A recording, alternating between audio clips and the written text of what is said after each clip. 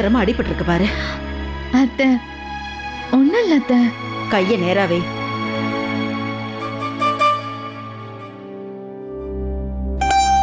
சரியாயிடும்.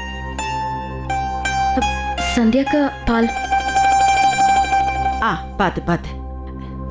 இந்தா குடி.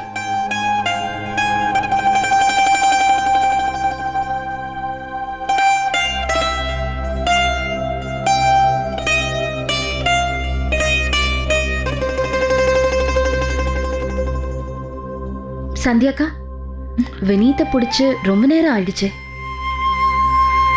ஆனா ஏன் இன்னும் மோகன் வீட்டுக்கு வரல? இப்படி கூட நடந்திருக்கலாம்ல. என்னதான் வினித்தை பிடிச்சிருந்தாலும் மோகனை பத்தி ஏதாவது பொய் சொல்லிருந்தானா என்ன பண்றது? அது மட்டும் இல்லாம அந்த போலீஸ்காரங்க யார் என்ன சொன்னாலும் அப்படியே நம்பிடுவாங்க. நான் சொல்றது சரிதான். போலீஸை ஏமாத்துறது ஒன்றும் சாத்தியமான விஷயம் இல்ல. சட்டத்தை போலீஸ் தெய்வமா மதிக்குது. கொஞ்சம் லேட் ஆனாலும் குற்றவாளிகளுக்கு தான் தண்டனை கிடைக்கும். போலீஸ் யாரா இருந்தாலும் சரி, அவங்களோட வழியிலேயே போய் சீக்கிரமா அவங்க வாயிலிருந்து உண்மையை வர வச்சிடுவாங்க. எந்த குற்றவாளியும் ஈஸியா தப்பிச்சிட முடியும்.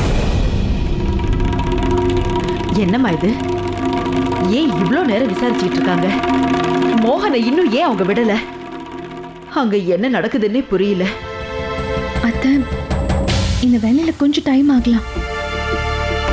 அந்த வினீத் அவன் பண்ண எல்லா தப்புகளுக்கும் மோகனோட பேரை தான் பயன்படுத்தியிருக்கான். முதல்ல வினீத் கிட்ட வாக்குமூலம் வாங்குவாங்க. அதுக்கப்புறமா அந்த வினீத் எந்தெந்த பேப்பர்ல மோகனோட பேரை பயன்படுத்தியிருக்கானோ அது எல்லாத்தையும் வினீத் பேருக்கு மாற்றுவாங்க. அதுக்கப்புறமா தான் மோகன் வெளியே வர முடியும். அம்மா, நம்ம குடும்பத்துக்கு வந்த இவ்வளோ பெரிய சங்கடம் விலகி இருக்கு. அதனால இன்னைக்கு ஸ்பெஷலா கொஞ்சம் பாயசம் பண்ணி வைங்களேன். வெறும் பாயசம் மட்டும் பத்தாது.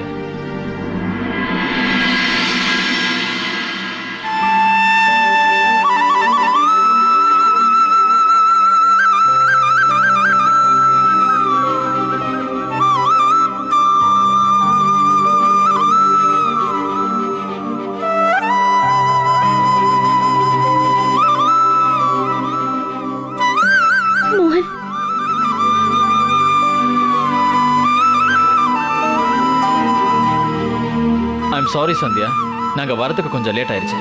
ஆனா இப்போ அம்மா எனக்கு விருந்து கொடுத்தே ஆகணும்.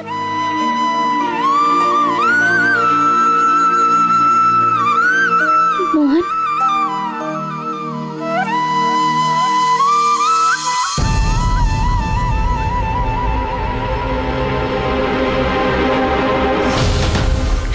கொடுங்க.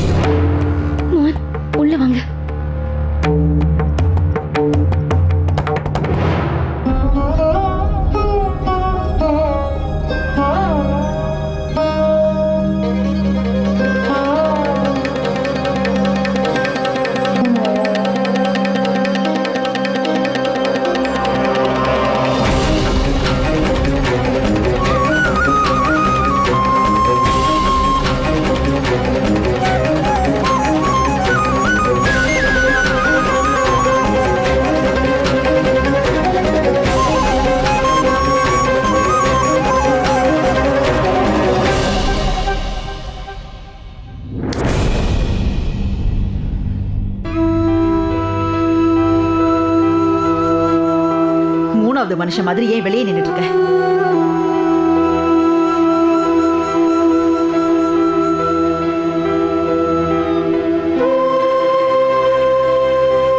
அம்மா,